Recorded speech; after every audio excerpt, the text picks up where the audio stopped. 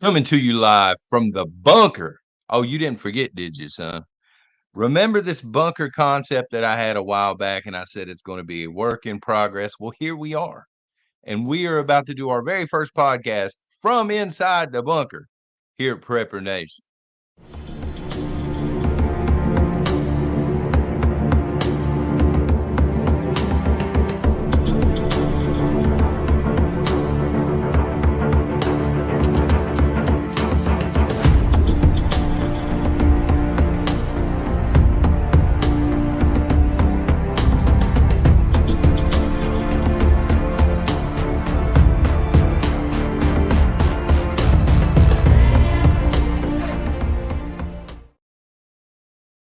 Welcome to Prepper Nation again from the bunker.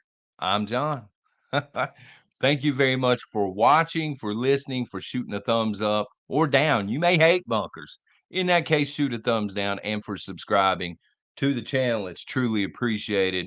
Very quickly, if you're in Patreon or the Coffee Club, we are having our exclusive weekly after party live stream a little bit later this morning. Got to do it this morning. Will not be home tomorrow. So anyway, I just wanted to give you all a heads up on that. Check the community section probably 45 minutes after this video finishes. So let us talk about the 5 boogeymen of SHTF. And it's not what you think, folks. We're not going to be talking about marauders or actual, boogeymen that hide under the bed and in the closet. My wife says they don't, but you never know. We're not going to be talking about werewolves here in the prepping community. No. I wish it was that scary, but this is more practical stuff that we're talking about this morning. 5 medical conditions that can humble you during SHTF and kind of take your focus completely off of SHTF. We're going to talk about, the 5 boogeymen that can do this and what you need and how to treat it and stuff like that, just in case. Because as we know, there's a lot happening in our world now. We'll get back to the world stuff tomorrow, but during SHTF, there's also a lot going on, right? Very busy time, and staying focused is the key. Staying focused during a time when, let's say, for example, if there's a total collapse of society here in the United States, you're going to be juggling a lot of different things in order to survive. You've got to worry about the safety of your family. You've got to worry about rationing. You've got to worry about where the threat is. Is it time to bunker in or bug out? When do we bug out? Stuff like this. Is the vehicle gassed up? Are we good to go? And you can't afford to lose your focus. But these 5 things will do it to you. So, what are the 5 conditions, and how can we deal with these things during SHTF? Why, that's a great question, Prepper Nation. And let me see what we have here. Oh, all fancy like.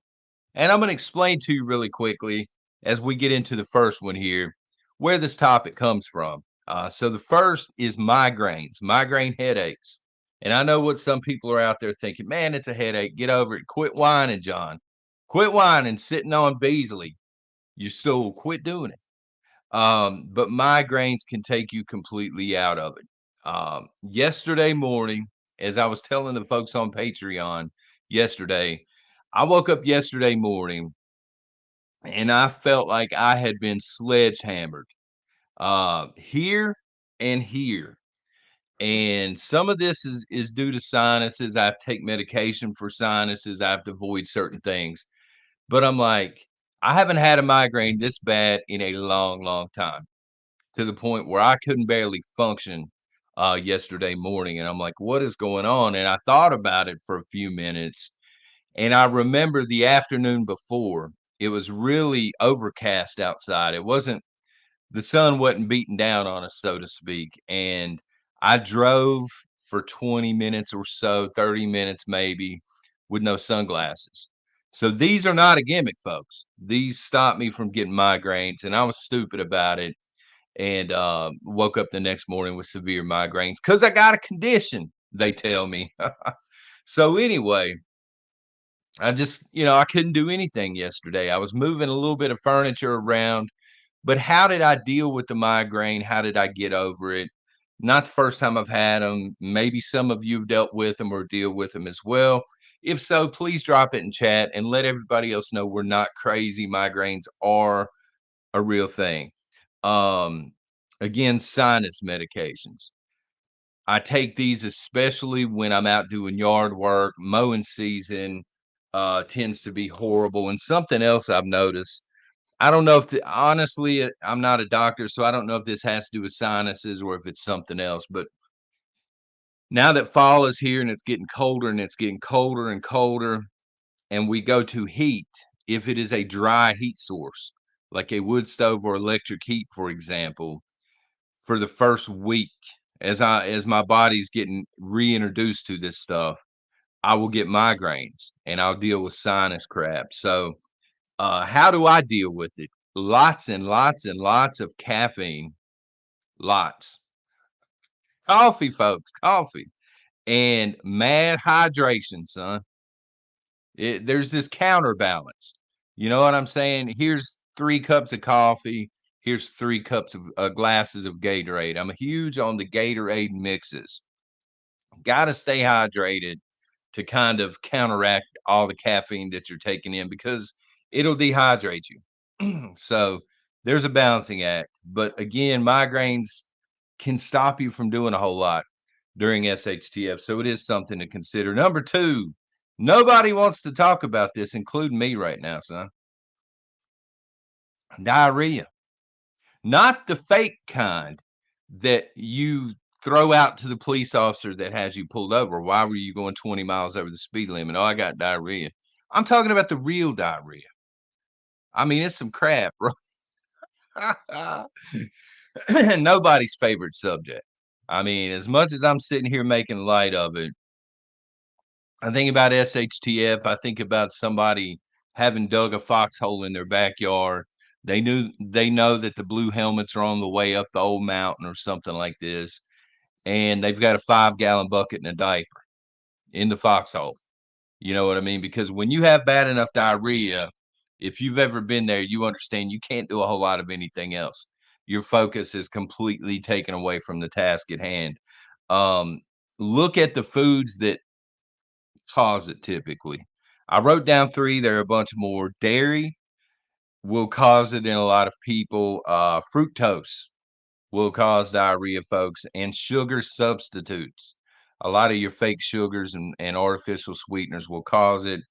How do you deal with it? Plenty of meds. You want to have Pepto, you want to have other stuff going on, over the counter stocked up, and plenty of hydration. Once again, very important.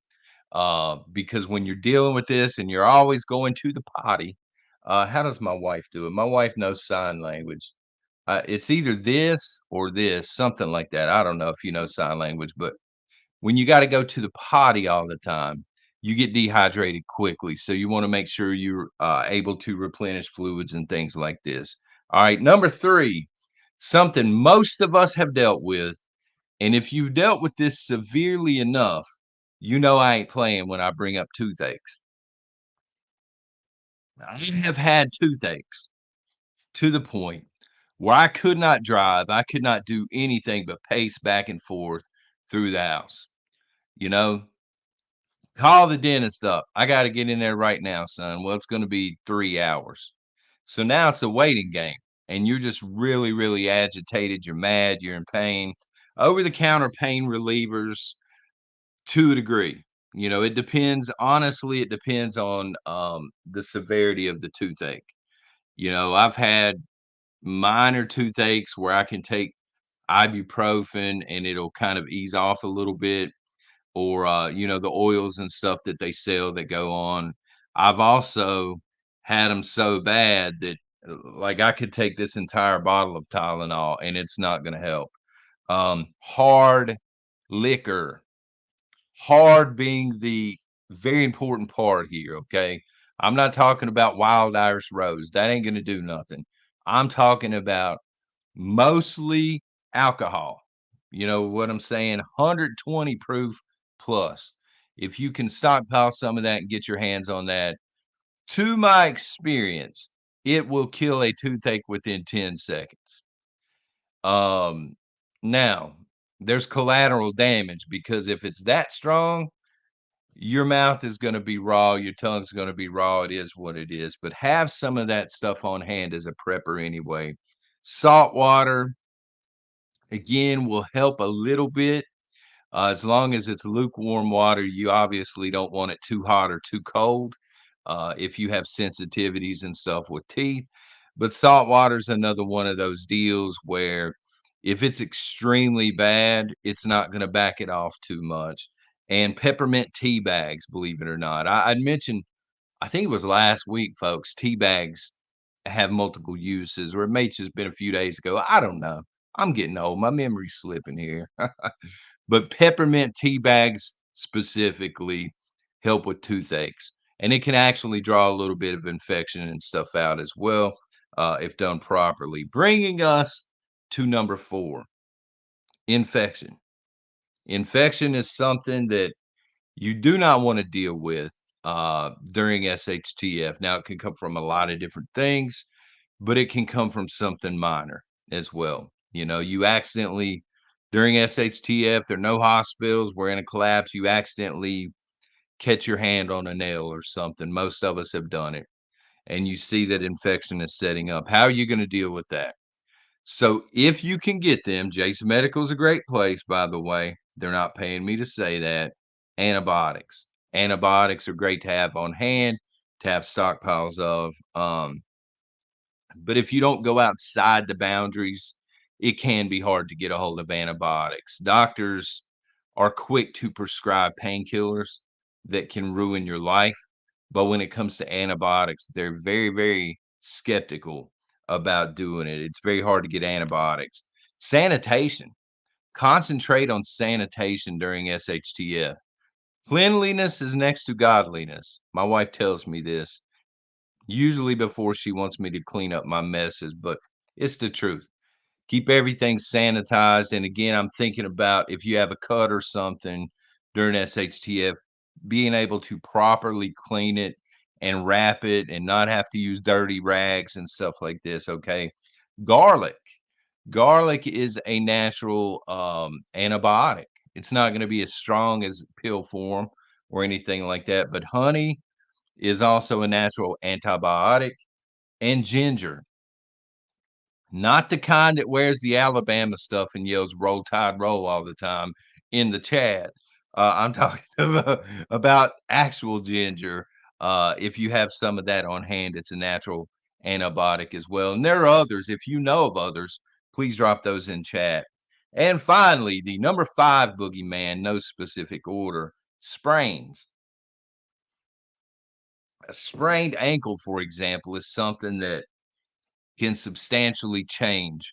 You know, a warrior that is strapped up and they sprain their knee or they sprain their ankle, they're now less effective. I'm not saying they're completely ineffective, but they're not as effective as they were.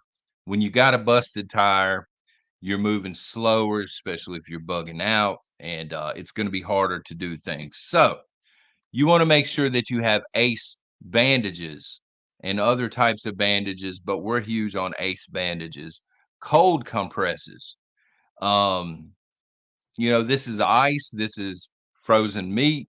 We've used frozen bags of vegetables out of the deep freezer, but they also have cold compresses that you can just snap and shake.